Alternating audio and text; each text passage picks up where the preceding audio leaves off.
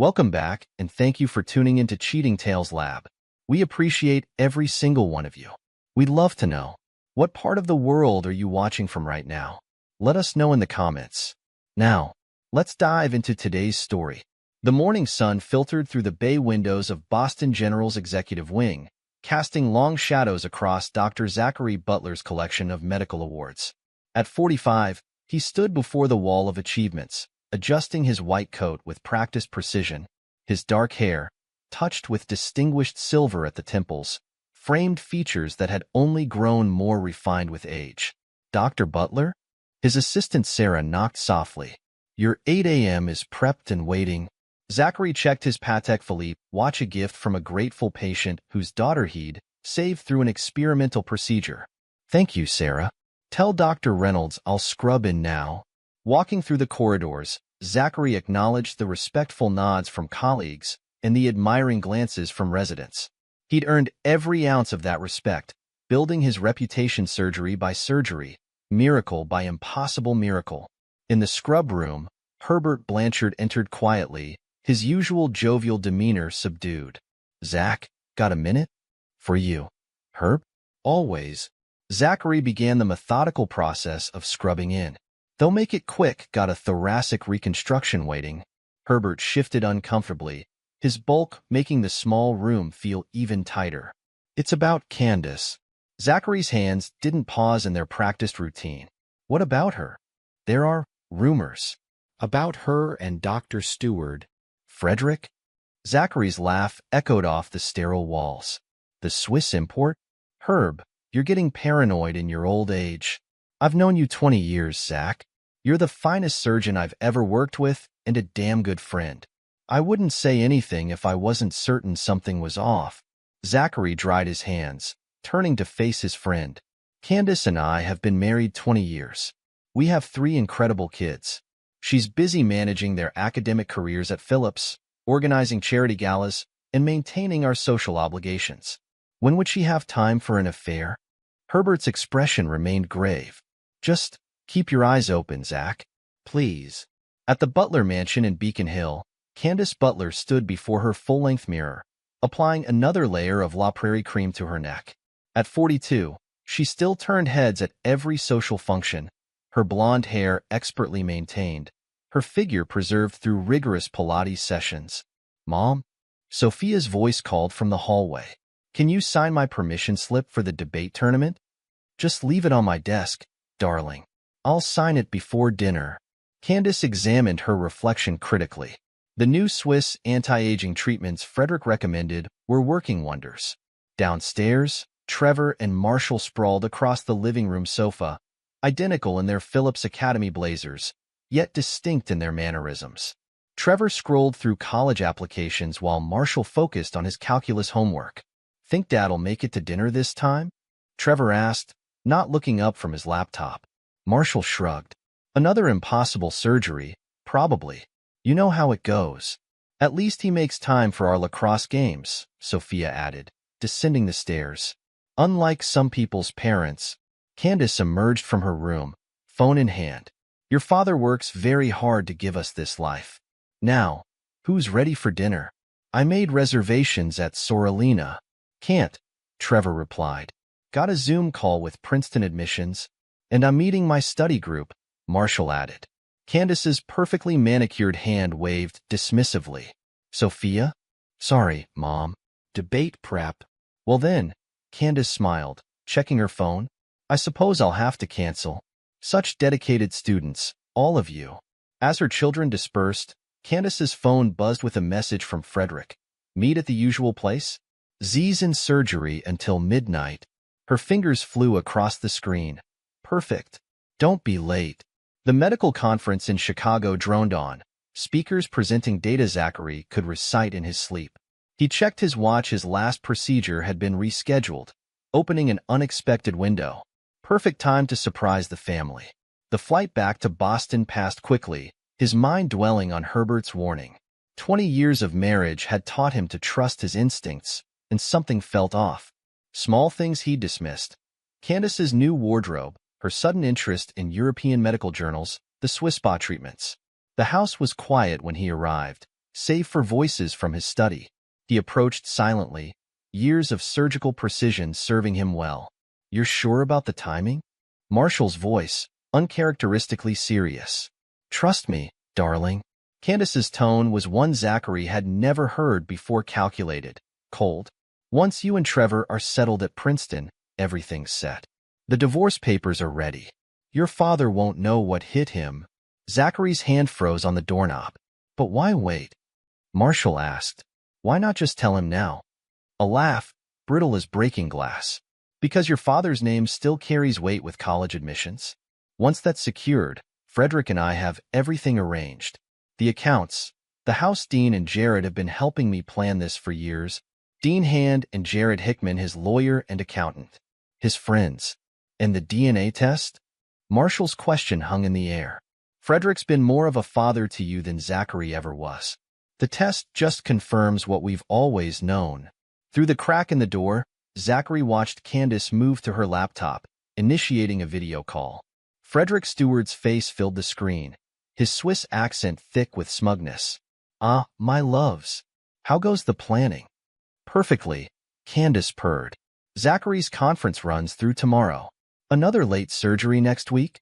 Frederick's laugh grated like surgical steel on bone. "Already arranged. These Americans so easily manipulated. They actually believe I need their approval for every procedure." Zachary stepped back silently, his mind crystallizing into surgical clarity. In the operating room, emotions were liability. Success required precision, planning, and most importantly, timing. The next 6 hours passed in calculated efficiency. A call to Jonathan Drake, his Harvard classmate turned cutthroat divorce attorney in New York. A thorough sweep of Candace's laptop, her password still their anniversary date, the irony not lost on him. Years of emails between her and Frederick, dating back to his first arrival at Boston General. Correspondence with Dean and Jared, outlining their strategy to strip him of assets.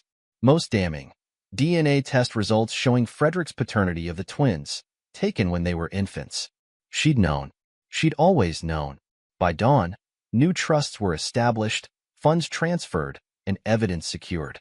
The kitchen table held his parting message, along with copies of every damning email and document. His wedding ring sat atop the pile. Sarah's voicemail chirped at 6 a.m. "Dr. Butler? The board approved your sabbatical request. Your cases have been reassigned. Is everything all right?" "Everything's perfect, Sarah," he replied, standing in his study one last time. Sometimes the best surgeries require removing damaged tissue entirely. The sun rose over Boston as Zachary Butler drove west, his Aston Martin eating up miles. Behind him, a perfectly constructed life imploded. Ahead lay something better than perfection, truth. In the kitchen, Candace would soon discover his note. The truth reveals itself eventually. The children's education is secured. Everything else you'll have to earn. He smiled, remembering Frederick's smug face on the video call. Let them try to spin this. Let them scramble to salvage their plans. They'd thought him blind, consumed by his work, too trusting. They'd forgotten the most important thing about Zachary Butler. He didn't just perform miracles. He excelled at cutting out disease. The highway stretched before him, dawn painting the sky in shades of rebirth. In his rearview mirror, Boston's skyline diminished, along with the perfect lie he'd lived for 20 years. Zachary Butler had built his reputation on doing the impossible. Now it was time to perform his greatest feat, reconstructing a life on his own terms. Herbert Blanchard sat in his office, reading Zachary's resignation letter. Unlike the manufactured drama Candace would soon unleash, this was classic Zach. Precise, professional, final. His phone buzzed with a message. "Thank you for being a true friend, Herb. Keep an eye on the children for me?" Herbert smiled, remembering the young surgeon who'd arrived at Boston General 2 decades ago. They thought they'd break him. Instead, they'd freed him. "Go get him, Zach," he muttered, deleting the message.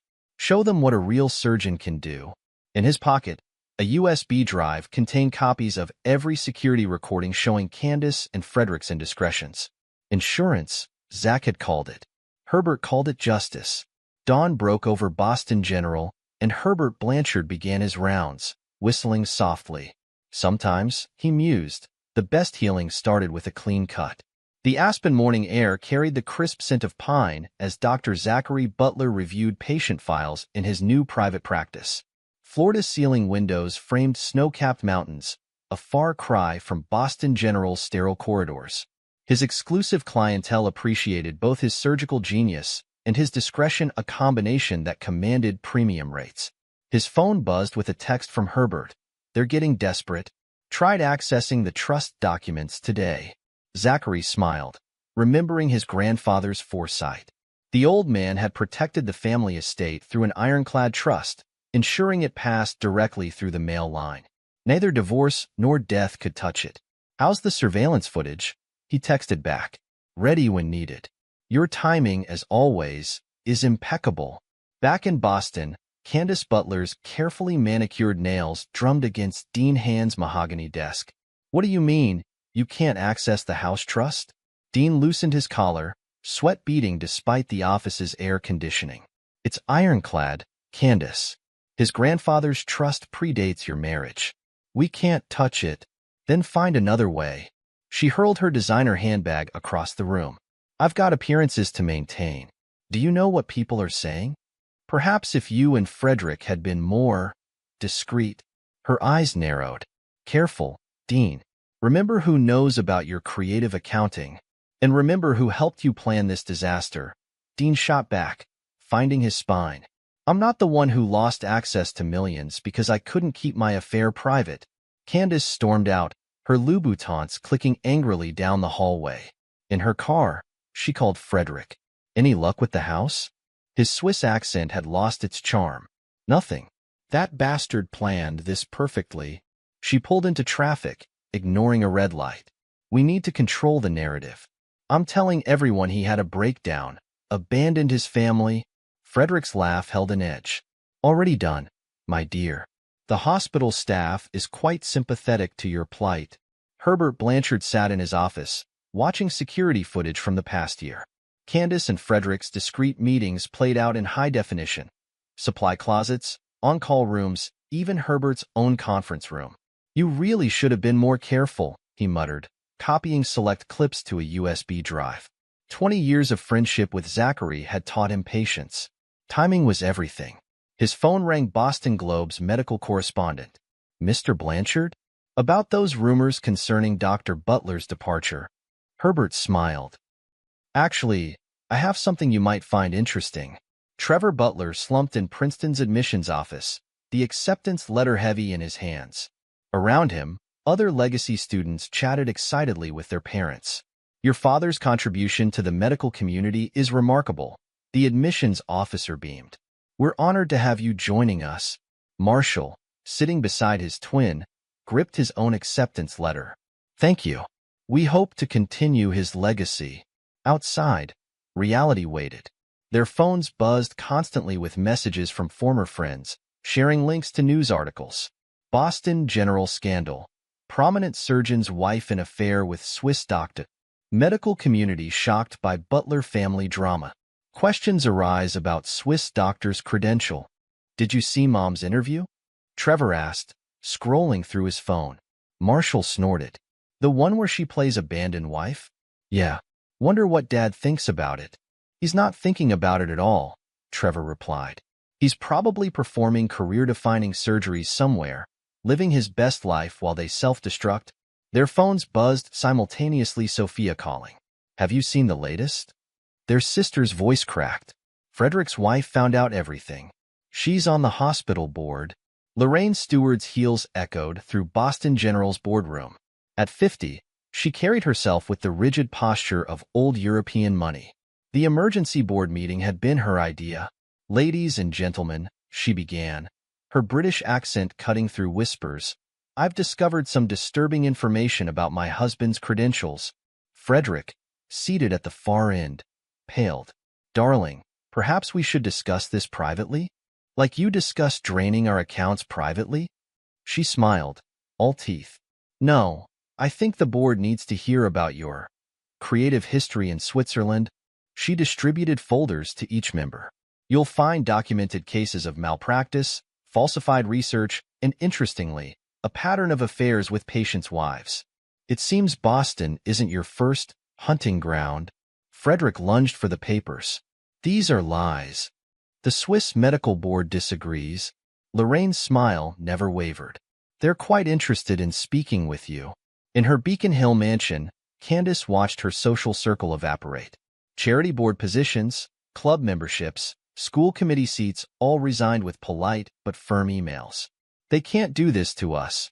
Frederick paced the study, Zachary's former study. I'm a respected surgeon. Candace corrected, pouring another glass of wine. Past tense. Like my marriage, your career, and our plans. Sophia appeared in the doorway, her expression cold. Mom? My tutoring check bounced. Not now, darling. Mommy's handling a crisis. You mean like how you handled destroying our family? Sophia's voice carried none of its former warmth. I got another letter today. Anonymous. Explaining how to apply for independent student status for financial aid. Funny timing. Frederick snorted. Your father, playing games from the shadows. At least he's still playing, Sophia shot back. Unlike you two, losing everything in broad daylight.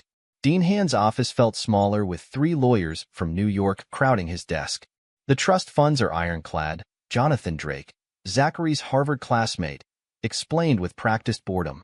And before you try, we have documented evidence of your conspiracy to defraud Dr. Butler. I was acting on client instruction. You were actively conspiring to hide assets and facilitate fraud, Drake corrected. Would you like us to share your emails with the Bar Association? Dean slumped. What does Zachary want? Nothing.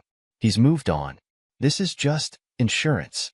Against further poor decisions, the Massachusetts Medical Board convened its emergency session with unprecedented speed. Frederick sat before them, his normally immaculate appearance showing cracks. Dr. Stewart, the chairman began, we've received concerning evidence about your practice in Switzerland. Care to explain these cases? Frederick straightened his tie. A competitor's smear campaign. From your own former hospital? The chairman shuffled papers. They're quite detailed, particularly the Jensen case. The patient died because you were otherwise occupied with his wife? This is ridiculous. I demand. You demand nothing, the chairman cut in. Your privileges are suspended pending investigation. Security will escort you out. In the hallway, Herbert watched Frederick's walk of shame. His phone buzzed with a text from an unlisted number. Well played, old friend. Herbert deleted the message, smiling. Sometimes Carmen needed a little help. Sophia sat in her room, reading the latest anonymous letter. Unlike her mother's dramatic displays of suffering for the cameras, these words carried real weight. Your worth isn't measured by other people's mistakes. Focus on your future, it's brighter than you know. When you're ready for college, the path will be clear. Trust yourself. She traced the familiar handwriting, so similar to the signatures on years of school permission slips. Outside, she heard her mother arguing with Frederick about dwindling funds and mounting legal fees. Her phone lit up with a text from Trevor. Princeton's amazing. You should see the pre-med program. Dad would love it. Another from Marshall followed. Got my research grant. Anonymous donor. 3 guesses who.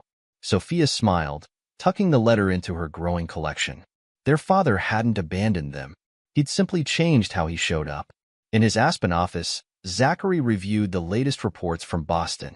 Herbert kept him well informed, though he never acknowledged it directly. His new practice thrived, attracting patients willing to pay premium rates for privacy and excellence. A familiar name appeared in his inbox, Trevor's midterm results. Then Marshall's research proposal. Finally, Sophia's college counseling reports. All forwarded through various channels, maintaining his invisible presence in their lives. His phone buzzed Herbert again. They tried contesting the trusts. Your lawyers shut it down in record time. Dean Hand folded like cheap origami. Zachary smiled, remembering Candace's smug certainty, Frederick's arrogant plotting. They thought him blind, absorbed in his work. They'd never understood that a surgeon's greatest skill wasn't in his hands, but in his capacity to wait, watch, and strike with precision. The mountain sunset painted his office in golds and reds. On his desk, 3 separate college funds grew steadily, protected from the chaos in Boston. His children would have their future, regardless of DNA. Sometimes the best revenge wasn't in striking back, but in rising above and watching your enemies sink under the weight of their own choices. In Boston, Candace and Frederick's carefully constructed plans crumbled, while in Aspen, Zachary Butler built something new. Not a perfect lie, but an honest future. And in the end, that made all the difference. The sun set behind the Aspen Mountains, painting Zachary Butler's modernist mansion in amber hues. His private practice had become the stuff of medical legend celebrities, politicians, and billionaires waiting months for appointments, paying premium rates for his surgical expertise and ironclad discretion. Dr. Butler? His assistant's voice came through the intercom. There are 3 people here without appointments. They say they're your children. Zachary's hand hovered over the intercom button. 3 years of careful distance, maintaining influence through anonymous support, watching from afar as they navigated the aftermath of his departure. Send them in, Claire. Trevor entered first, broader now at 20, carrying himself with the confidence of a Princeton junior. Marshall followed, leaner than his twin, but with the same determined set to his jaw. Sophia, now 18, had grown into her mother's beauty but carried none of Candace's artifice. Dad, Trevor spoke first, his voice deeper than Zachary remembered. We need your help. Mom's sick, Marshall added. Aggressive cancer. The prognosis is bad. Sophia's voice cracked. And Frederick, he's gone. Took everything and went back to Switzerland. Zachary gestured to the leather chairs facing his desk. Tell me everything. The story spilled out in pieces. Candace's diagnosis: stage 4 pancreatic cancer, discovered too late because she'd been too busy chasing Frederick's fading attention. Frederick's response had been predictably cruel.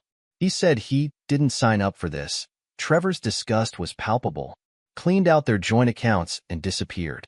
Left a note saying he was returning home to start fresh. The irony, Marshall added, is that Mom can't even afford decent treatment now. All those years of social climbing, and her supposed friends vanished the moment Frederick did. Sophia pulled out a familiar-looking letter from her bag. These kept coming, every week. Advice about college applications, encouragement when things got dark. It was you, wasn't it? Zachary studied his daughter's face. You needed support, not abandonment. But you did leave, Trevor challenged, though without heat. I left your mother and Frederick. Never you 3. Zachary opened his laptop. I have connections at MD Anderson, the best oncology team in the country. We can't afford, Marshall began. You don't have to. Zachary's fingers flew across the keyboard. I'll handle everything. Anonymously. Why? Sophia asked. After everything she did? Zachary looked at each of his children. Yes, his, regardless of DNA. Because you love her. And because real strength isn't in revenge, but in choosing when to show mercy. Over the next week, Zachary met with each child individually. Trevor in his home office, discussing his pre-med coursework at Princeton. The mysterious reference for my hospital internship, Trevor smiled. That was you too? You earned it, Zachary replied. I just opened the door. You walked through it yourself. Marshall's meeting happened during a hike, the Aspen Trails challenging their fitness.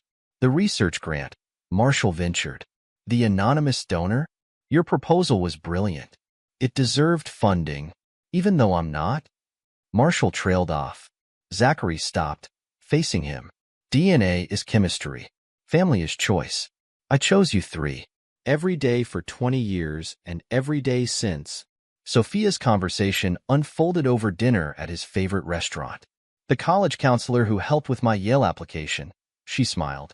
Another of your guardian angel moments? You needed guidance, not interference. There's a difference. Mom never understood that, Sophia said quietly. Everything was about control with her. And Frederick, he just wanted trophies to display. At MD Anderson, Candace Butler received treatment in a private suite, never knowing who had arranged it. Her children visited daily, watching her fade despite the best care money could buy. Did you tell your father? She asked them one day, her voice thin. He knows, Trevor answered simply. Of course he does, she laughed weakly. Always 2 steps ahead, your father. Even when I thought I was so clever. You weren't, Sophia said flatly. Clever would have been appreciating what you had. Candace turned to the window. No, I suppose I wasn't. 6 months later, Candace passed away with only her children present. Frederick's condolence email arrived hours later, cold and formal. My deepest sympathies for your loss. Unfortunately, my new obligations in Switzerland prevent my attendance at any services. I trust you understand. New obligations? Trevor read from his phone.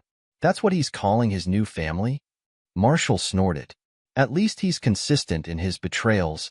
Zachary stood in the doorway of the hospital room, watching his children process their grief. They'd asked him to come, not for Candace, but for them. Time moved forward, as it always does. Trevor and Marshall's graduation approached, their achievements at Princeton surpassing expectations. Zachary sat in the audience, Sophia beside him, watching his sons receive their diplomas.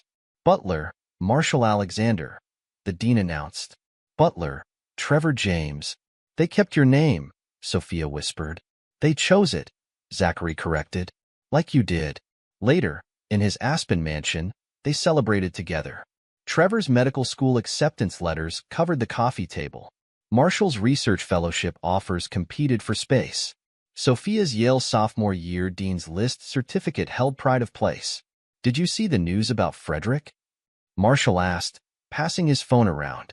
The headline read, Swiss authorities launch financial fraud investigation into former Boston surgeon. Karma, Trevor commented. Justice, Zachary corrected. Eventually, everyone faces the consequences of their choices. Sophia raised her glass. To choices then, and to the Father who chose us, even when he didn't have to. Zachary looked at his children Trevor and Marshall, so different despite their identical genes, both becoming men of substance. Sophia, growing into a strength that had nothing to do with her mother's superficial legacy. Candace and Frederick had tried to destroy his life, thinking his wealth and status were his greatest achievements. Instead, they'd given him an unexpected gift, the chance to prove that love wasn't in blood or DNA, but in daily choices and quiet support. In Switzerland, Frederick Stewart faced a boardroom of stern-faced investigators, his new family's money already spent, his medical license under review. His phone buzzed with a message from an unknown number. Truth reveals itself eventually. He deleted it with shaking hands, remembering another note left on a kitchen table years ago. Outside his window, Swiss police gathered, while across the ocean, 3 children thrived under the protection of a father who had chosen them, again and again, regardless of biology.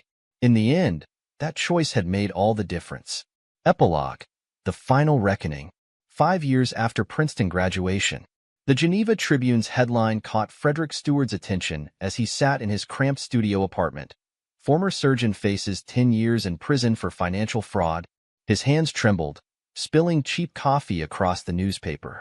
How far he'd fallen from Boston General's star neurosurgeon to a convicted felon awaiting sentencing in Switzerland. His new family had abandoned him 2 years ago, taking what remained of their money. Poetic justice, some might say, though Frederick found no poetry in eating microwave dinners alone. His phone buzzed with a message from his lawyer. Prosecution rejected plea deal. They have new evidence. Frederick knew what that meant. His elaborate web of financial fraud hadn't just ensnared American investors he'd stolen from Swiss banks, a crime that country took particularly seriously. His medical license, already suspended, would be permanently revoked. He opened his laptop, typing Zachary Butler into the search bar. The results made him sick. Aspen's miracle surgeon opens state-of-the-art medical center. Dr. Butler pioneers revolutionary surgical technique. Butler Medical Group expands to Dubai and London. The man he tried to destroy had only grown stronger, while Frederick's life imploded piece by piece. In a sterile prison visitor's room, Candace Butler's former best friend, Patricia Montgomery, sat across from her husband Boston's newest district attorney. They found more evidence in Frederick's old office, Patricia said, sliding photos across the table. Remember those offshore accounts he and Candace set up? Turns out they were stealing from patients too. DA James Montgomery nodded. The statute of limitations hasn't expired. We're filing posthumous charges against Candace's estate. Everything she left will go to victim restitution. The children? Protected. Every penny Zachary put in those trusts is untouchable. James smiled. He really did think of everything. Unlike some people, Patricia remembered Candace's social climbing, her smugness, her betrayals. Did you know Frederick's new wife in Switzerland left him? Took their 2-year-old daughter. Apparently, she caught him with her sister. Leopards and spots, James mused. Speaking of which, Dean Hand's disbarment hearing is next week.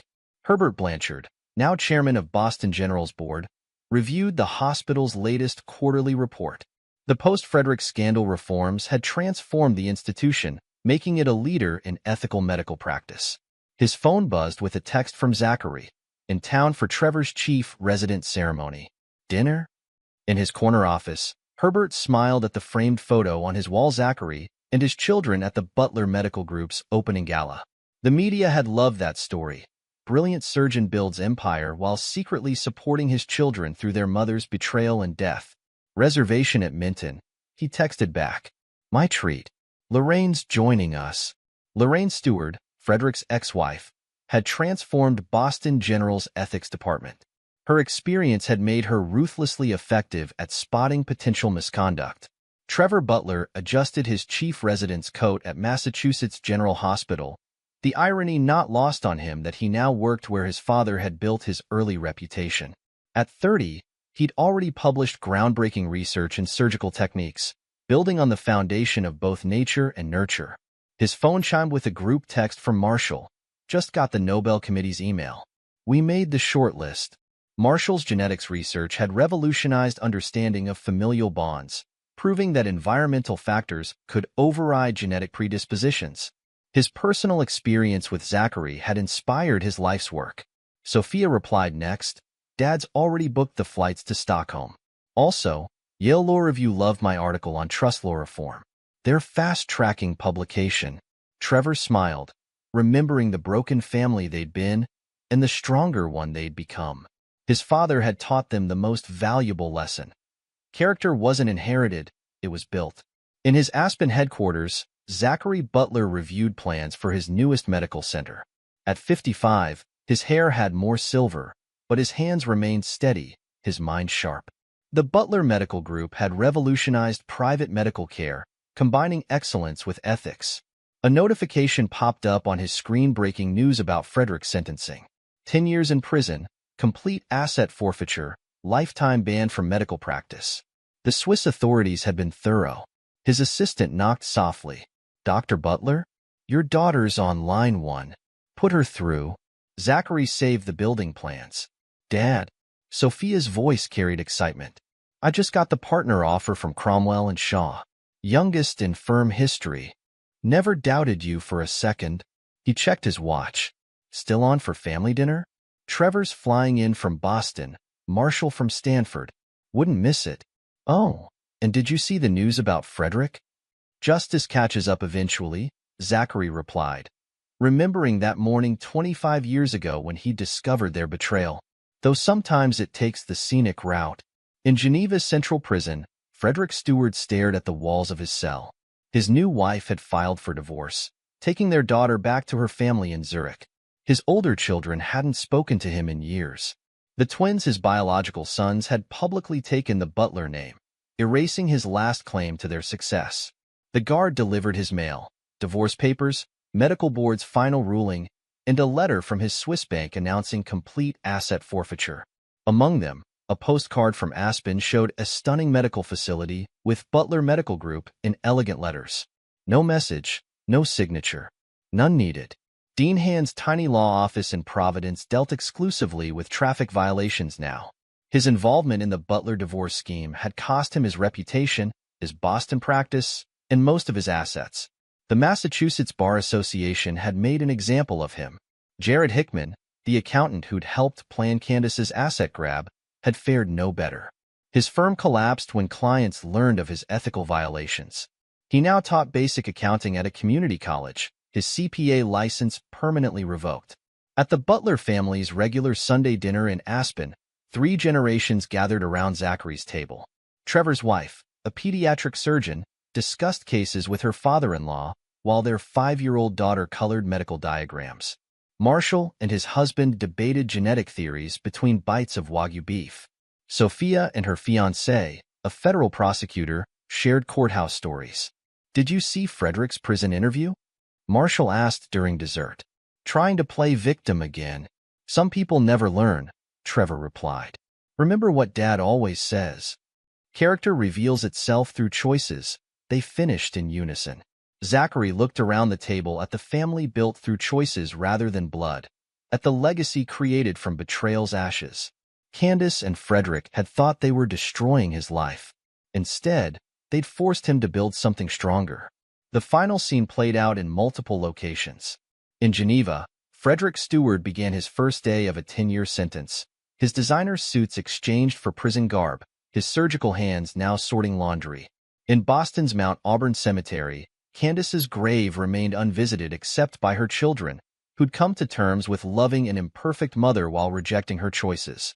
In the Butler Medical Group's boardroom, Zachary reviewed applications for their charitable foundation, which provided medical care to children regardless of ability to pay. The foundation's name? The Truth Fund. And in 3 separate successful lives, his children carried forward the real Butler legacy, not the one written in DNA, but the one written in choices. Trevor, saving lives as chief resident, wearing his father's old surgical loops. Marshall, unraveling genetic mysteries while proving family transcended DNA. Sophia, defending truth through law. Her Yale Law Review article now required reading in ethics courses. The Butler estate security footage, showing Candace and Frederick's betrayal, sat in a safety deposit box, never needed again. The truth had revealed itself without it, just as Zachary had known it would. In the end, karma hadn't needed his help. Justice, like surgery, sometimes required patience more than force. Candace and Frederick had destroyed themselves, while Zachary Butler had built an empire not of revenge, but of healing. The final headline said it all. Butler Medical Group celebrates 20 years, a legacy of excellence and ethic. Below the headline, a quote from Zachary Butler, now considered one of medicine's most influential voices. "Success isn't in what others take from you, but in what you choose to build after the loss." In his Aspen office, Zachary smiled at the framed note on his wall, the one he'd left on that kitchen table 25 years ago. The truth reveals itself eventually. It had. And the revelation had set everyone free, some to rise, others to fall, but all to face the consequences of their choices. Final footnote. Years later, medical ethics courses would study the Butler case not for its scandal, but for its aftermath. How one man's response to betrayal had transformed private medical care, inspired breakthrough research, and proven that family was built on choices, not chromosomes. In Geneva's prison library, Frederick Stewart found himself forced to read these case studies, part of his mandatory ethics education. Each page reminded him of the empire he might have shared, the sons he might have known, the life he might have led. But as Zachary Butler had proven, life wasn't about might-have-beens. It was about choices. And in the end, everyone faced the consequences of theirs. This is where our story comes to an end. Share your thoughts in the comment section. Thanks for your time. If you enjoy the story, please subscribe to this channel. Click on the video you see on the screen, and I will see you there.